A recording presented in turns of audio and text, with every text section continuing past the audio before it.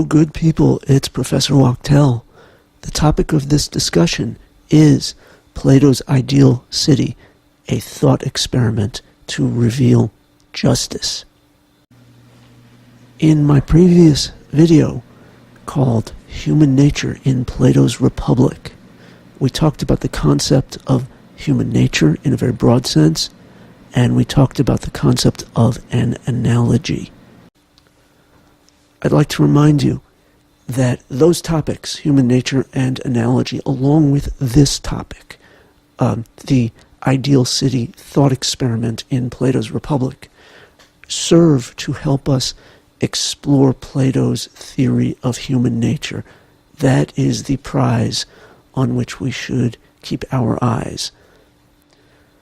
Now, Plato's Republic is a multi-layered work. It is a complex work.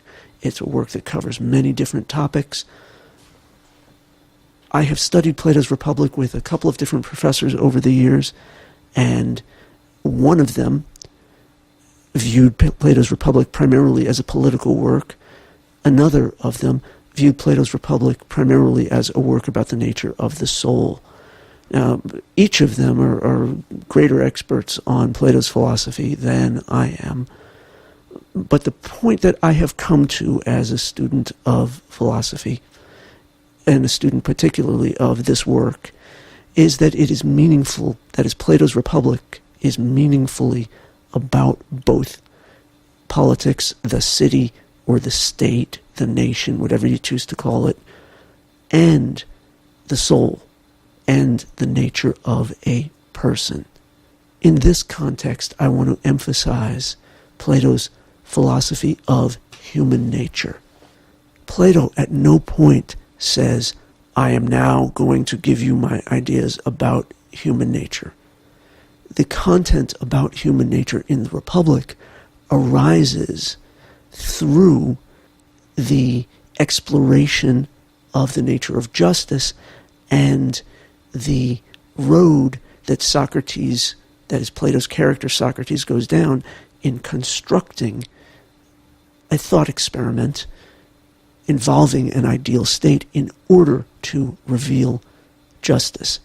So it is important to keep in mind that the human nature content will emerge through the discussion of justice in the ideal city. That is, justice in the ideal city is a vehicle that will help us understand the theory of human nature.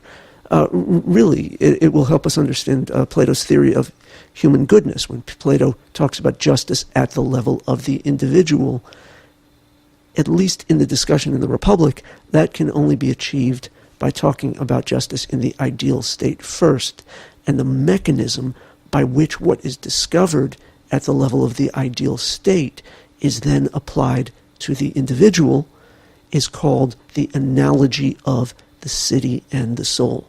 So our discussion in the big picture is about the analogy of the city and the soul, and in particular, what we learn about the soul through that complex analogy. In Book 1 of Plato's Republic, the initial question that is put to Socrates is, what is justice? And as I think you will know from the written document that I have given you called An Introduction to Plato's Republic, and this is the document that has your study questions for Book 1, study questions for Book 2 and Book 4. In the Introduction to Plato's Republic, I supply a little summary of what occurred in Book 1 of the Republic in this discussion about the nature of justice. You will recall that the discussion of justice in Book 1 ended with Socrates' refutation of the views of the sophist Thrasymachus. Book 2 of Plato's Republic picks up following basically the dismissal of Thrasymachus, who's not really convinced. Thrasymachus is not convinced that what he believes about justice is actually wrong. He just thinks that Socrates has essentially scored a technical knockout. Socrates has shown that he, Socrates, in this instance, is slicker with words than Thrasymachus was. Not necessarily correct, just rhetorically more sophisticated. Having dismissed Thrasymachus, two other characters in the Republic, that is Glaucon and Adimantus, and by the way, those names are the names of Plato's brothers, Glaucon and Adimantus, continue to pursue the topic of justice and its nature with Socrates. They are not satisfied with Socrates' dismissal of Thrasymachus by merely finding a flaw in Thrasymachus' reasoning. What Glaucon and Adimantus do is they provoke Socrates. They say to Socrates, we don't really believe what Thrasymachus believes, yet we are not satisfied with the way you have dismissed Thrasymachus. They then provoke Socrates. Let's look at how they provoke Socrates first. So you'll find this discussion in which they provoke Socrates in Book 2 of the Republic. In Book 2 of the Republic, Glaucon says to Socrates, what hasn't happened in your refutation of Thrasymachus is you have not spoken about the nature of justice itself. I want to hear justice praised in respect of itself, Glaucon says to Socrates. Glaucon and Adimantus seek to provoke Socrates to talk about the nature of justice itself. I am going to boil down their provocation of Socrates to two major elements. The first provocation that they give Socrates is very famous. It's the story of the ring of Gyges. Gyges finds a magic ring. The magic ring has the effect of turning him invisible when he puts it on. And what does he do with this power of invisibility? He turns himself invisible, he sneaks into the palace, he seduces the queen, he murders the king, and he says, power is mine. Mwahaha, or something like that. I don't do a very good evil voice. Power is mine. Power is mine, says Gyges. Kind of like a power-mad lunatic, although it's not necessarily clear that Gyges went crazy with power. What he did was use his power to his own advantage against the good of anybody else. Glaucon wonders, well, isn't this what everybody would do with if they all of a sudden found themselves in possession of this special power that nobody else had? Isn't it the case that people with power just use that power to pursue injustice? That is, as soon as they can get away with injustice, that's exactly what they do. I've experimented a little bit in classes, asking members of my classes what they would do if they found Gyges' ring. The answers would seem to confirm Glaucon's worry. Number one most frequent answer, rob a bank. Number two most frequent answer, spy on people. And what's interesting is that the people who acquire the power of invisibility would most frequently spy upon their friends and their family. A lot of people seem to be quite concerned with what others are saying about them when they think they're not around. Third most popular answer is mess with people, prank people, scare people, make people think their houses are haunted. Why?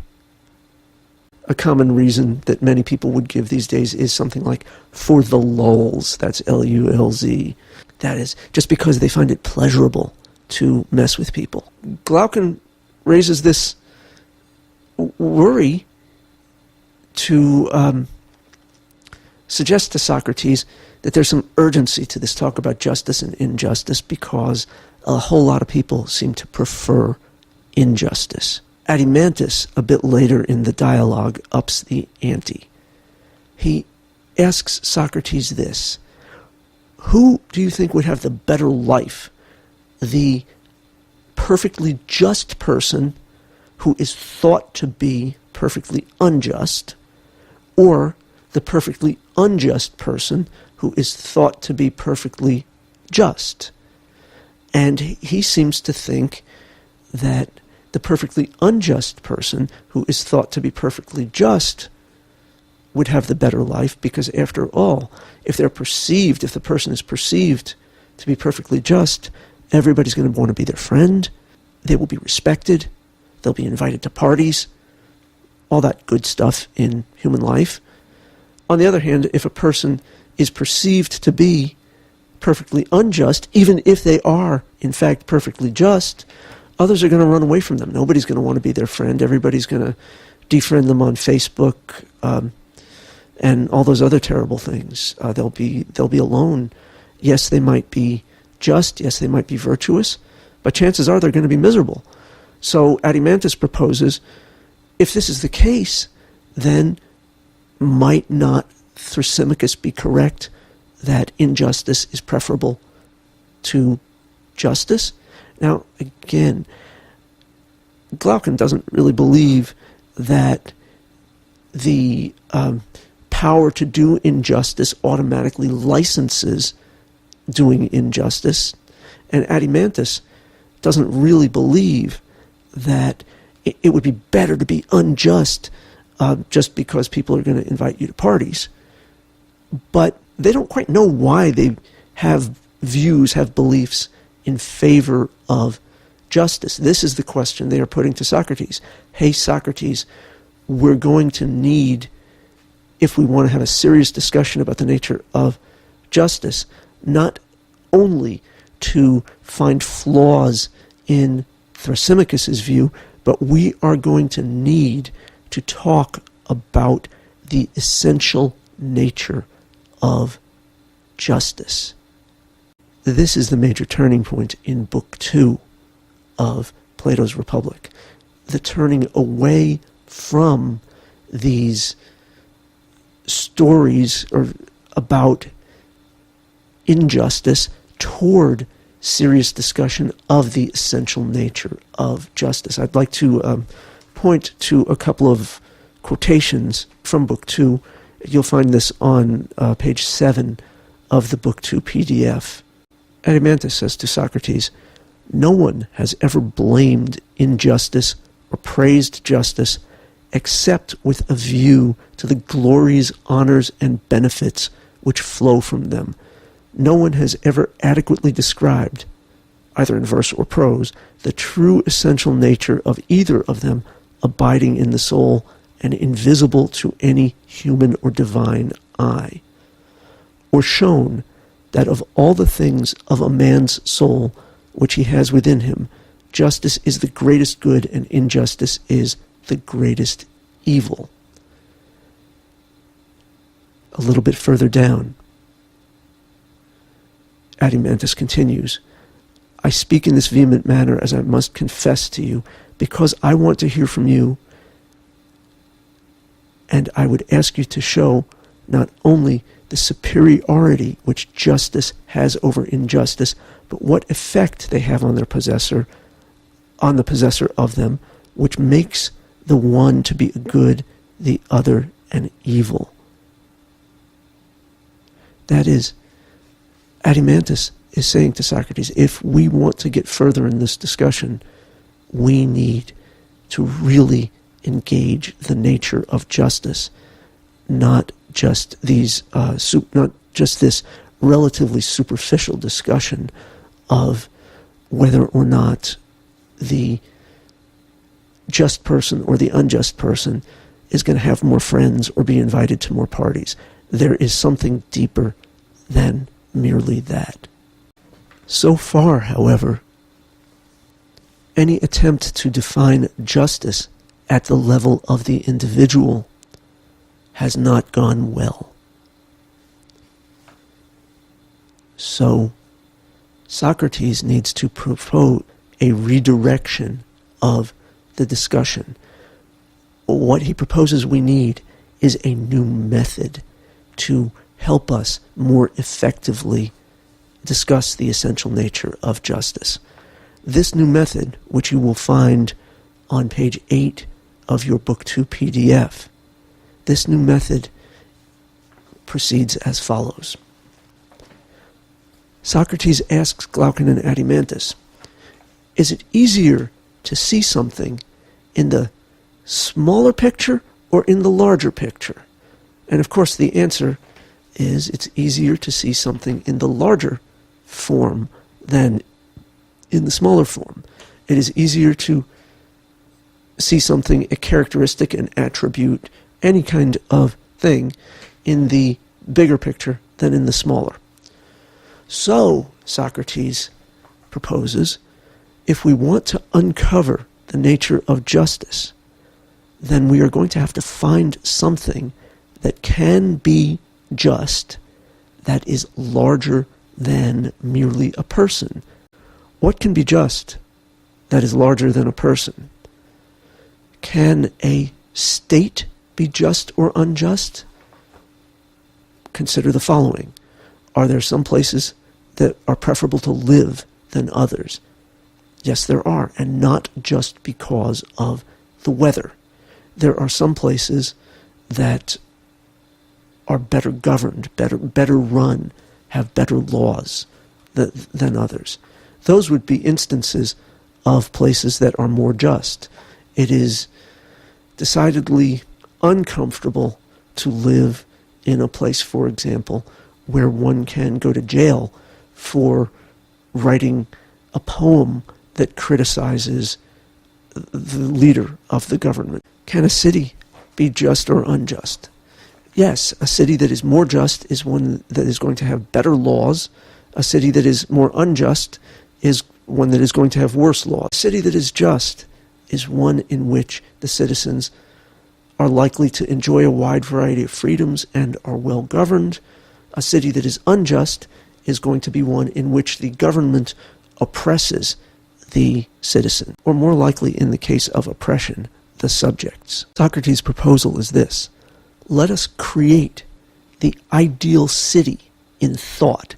That is, let us do a thought experiment in which we think about the structure and characteristics of the ideal city, the best possible city that there could be. That best possible city, if we succeed in discussing it in detail, is going to have to be just. How could it be the best possible city without it being just?